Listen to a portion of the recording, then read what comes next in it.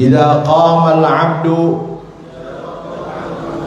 fi salatihi dhurra al-birru ala ra'sihi hatta yarka'a fa idza raka'a 'alathu rahmatullah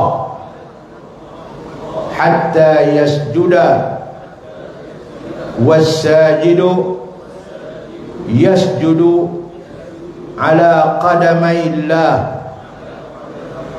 ta'ala falyas'al wal yarghab.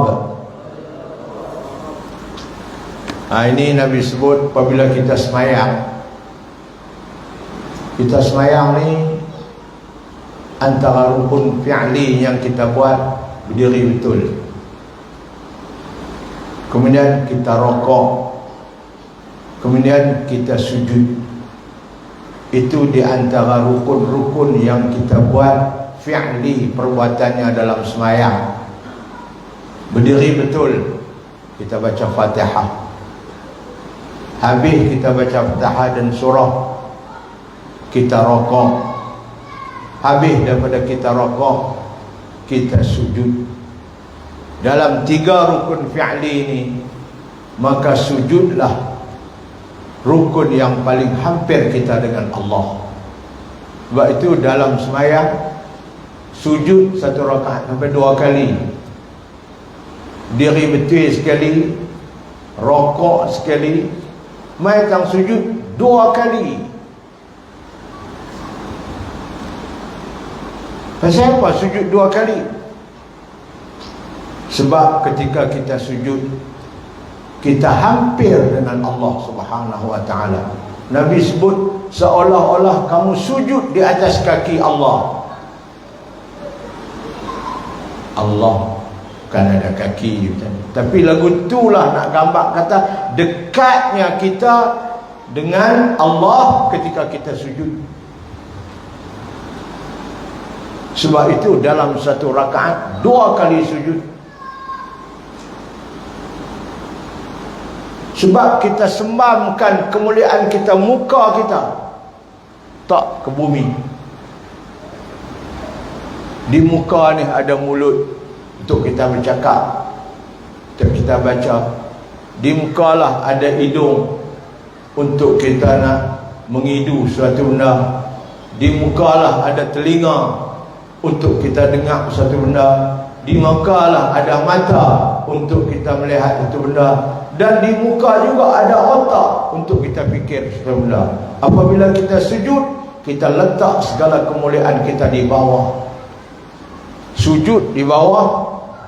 Kita punya punggung tinggi pada muka, padahal punggung dengan muka ni, muka lebih hormat. Apabila kita sujud di depan Allah, seolah-olah kita menjatuhkan kehormatan kita di depan Allah Rabbil Alamin. Sebab itulah Allah sebut, Nabi sebut, apa dia, aqrabu ma yakunul 'abdu min rabbih. Nabi sebut paling hampir seorang hamba itu kepada Tuhannya dalam sembahyang, wa huwa sajidun, ketika dia sujud. Nabi sebut dalam hadis ini seolah-olah apabila kita sujud itu, kita sujud di atas kaki Allah. Makna hampirnya kita dengan Allah. Itu rukun fi'li dalam sembahyang. Nabi sebut dalam hadis ini, apabila kita duduk diri, kita duduk sembahyang, duduk baca Fatihah, baca surah, maka pada ketika itu Allah kata ditabur kebaikan atas diri kamu. Kebaikan itu ditabur di atas diri kita walaupun kita tak berasa. Dan apabila kita rokok, kita diselubungi dan diselimuti dengan rahmat Allah Subhanahu wa ta'ala. Masa kita duduk diri, Allah menabur kebaikan kepada kita. Apabila kita rokok, Allah Subhanahu wa ta'ala, kata Nabi, payungi kita, payung kita dengan rahmatnya. Allah Dan apabila kita sujud, kata Nabi, seolah-olah kamu sujud di kaki Allah. Pada ketika itu mintalah apapun dalam sujud kamu, dan hendaklah kamu berasa nak sangat meminta pada ketika sujud. Tuan-tuan, kalau sembahyang sunat hajat ni tuan-tuan, dalam sujud tu mintalah banyak sikit apapun. Boleh minta. Cuma dalam bahasa Arab lah, mintalah doa-doa yang Nabi bagi kat kita tu.